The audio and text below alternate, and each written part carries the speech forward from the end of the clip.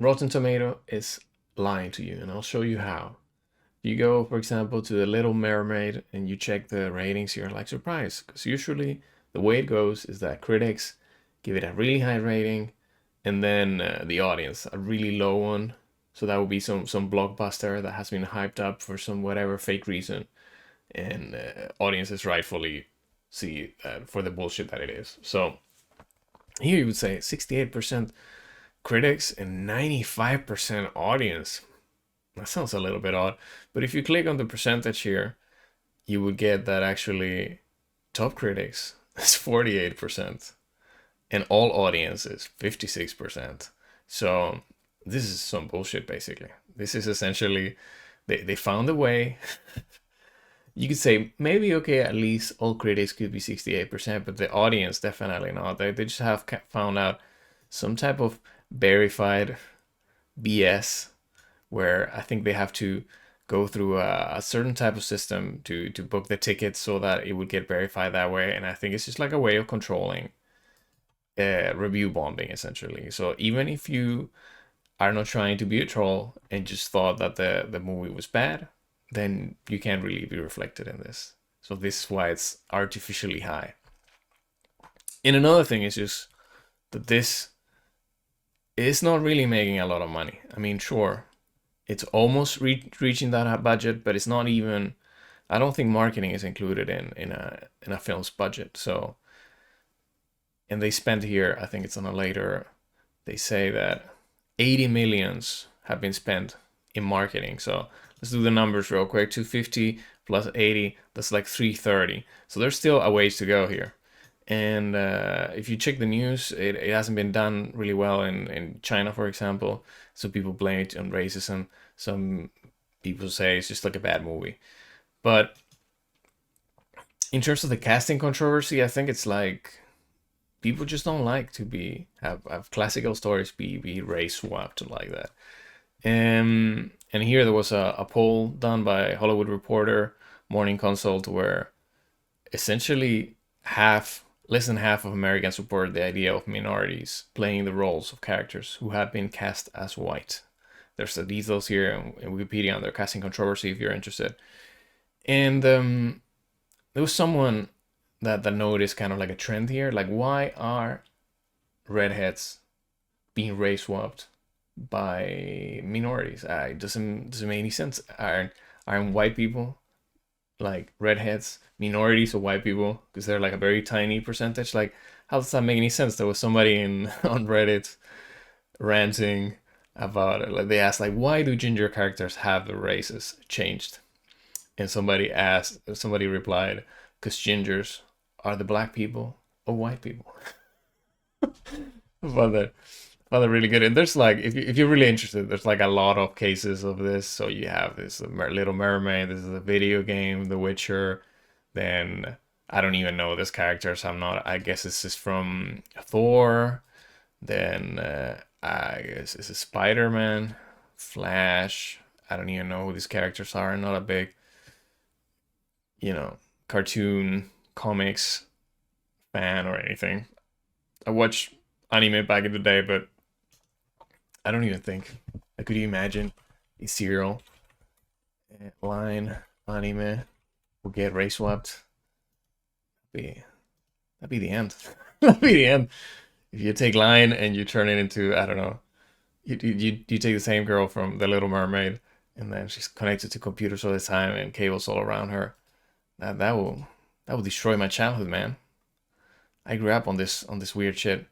It's kind of like an inane series where nothing ever happens, and there's just this eeriness, this atmosphere that there's something kind of wrong about things, but you don't really know what it is. It's can't say I recommend it to be honest. It's just like a little bit weird. But yeah, anyway, this shit is gonna flop hard. I hope they stop doing this. And if you wanna make an all minority cast, go ahead, but you just get like an original story. Why do we have to rehash again and again the same shit all over? It's just like it's such a waste of time. I hope this type of projects flop hard so we stop, milking nostalgia for all eternity. It doesn't really And I think it has happened with Star Wars now. Like they have slowed down pumping out like a sequel after a sequel or a prequel or some type of like offshoot, some type of like series. Like I think they need to reassess. Hey, what do we want to do with this? Like the stories are not quite there yet. It's just like I don't really care about Star Wars anymore. Like I was never like a huge fan, but at least they used to be entertaining. Now it's just like every time I watch one of these movies, it's like okay, I have a list of checkboxes. They're gonna they're gonna go through. It's almost like made by committee. You need to have some type of weird, kind of like shoehorned interracial romance, like the Chinese girl with the black dude. Like, where's that? Like, how does it have the zero chemistry whatsoever? They have to have this girl power scene where women are super smart and super capable, and we gotta showcase it. Then you have the even some lady with the fluorescent hair. Like, what the fuck was that? Like, it's just really weird. Like, if they would just concentrate on making a good story, just for the sake of it, no messaging, no type of like social programming, no anything. Just make a good story that has a character that is driven to do something, and there's like a character arc, and there's some dramatic moments. It doesn't even have to be this CGI gore everywhere. It's just like just have like a good, well told stories.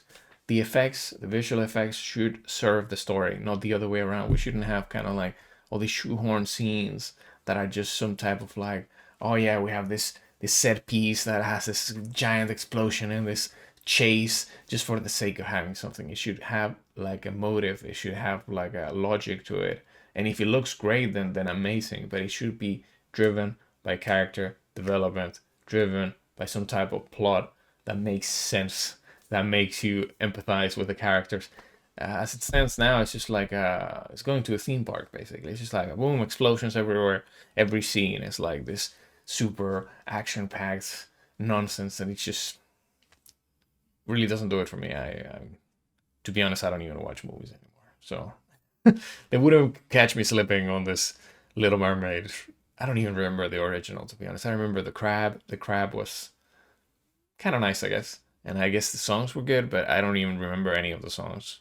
So, do whatever you want with it. Like this franchise is dead to me. I think most of Disney films are dead to me. I'll just stick to watching the originals if I feel like it, which I probably won't. But it was like I think the weirdest, and I'll end with this. The weirdest thing that I've experienced is watching The Lord of the Rings a year ago. And it's almost like the programming has taken an effect in my head because I was watching every scene and I was thinking, I can't believe they don't have any black people in here. Like, where are all the minorities? Like, everybody was white. And I was like, and it's something that was kind of like a, like a, like when you hear like a pitch of sound in your ear, like this movie would be impossible to make today. Not because the story was bad. No, it's a great movie. It's amazing. The music is great. The visual effects are great. That's a perfect example of you have good source material. And to be honest, before watching the movie, I thought it would be impossible they would make a good movie out of it because the source material can be so difficult. If you've read that book, there's like pages and pages on the description of a forest or a tree or whatnot. And sometimes, even when I was reading it, I was like, wow, okay, can we, stick to the, can we skip to the, not to skip to the action, but something happened. It's just everything is this meticulous descriptions of everything and the surroundings. So that was a little bit, okay, I was a little bit young when I read that book. Maybe it was 14, 15, but still, the movie came out great. And I don't think at any point they stopped themselves and say, hey, we should ham fist here like certain characters just because we have to project this kind of like United Nations type of like perspective, this universalist view of everybody should be included and we're part of this whole thing. We should all hold hands and sing kumbaya. Like not every piece of media needs to be progressive propaganda. Please stop ham fisting. Like I think it's radicalizing people in the opposite way. Even if you're like a super duper progressive, like shoving stuff down people's throats, it's just gonna make them digging their heels. You know, it's not gonna do any good to whatever political angle you're trying to push here. So lay off the pipe a little bit. Let people, enjoy the little things in life. It's like, I didn't even intend this to become some type of like incredible rant, but it's the same thing with Gamergate. I used to play video games. I don't anymore, basically, except for rare exceptions. But I mostly stopped playing video games. Why? Because of Gamergate. Okay, because it showed it blew the lid open on all the corruption that was going on in journalism, in game journalism, and all the shady dealings that they had and the shady connections. And now every game that comes out, there cannot be a single beautiful character.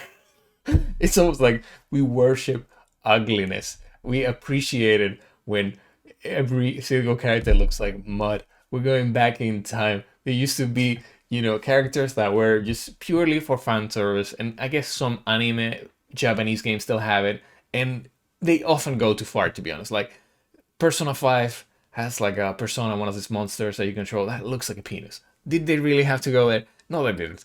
Like, or just one of the main characters, they have these costumes that are just like outrageous, to be honest. It's like, why did you have to go there? Can you just hint or something? It was a little bit too much.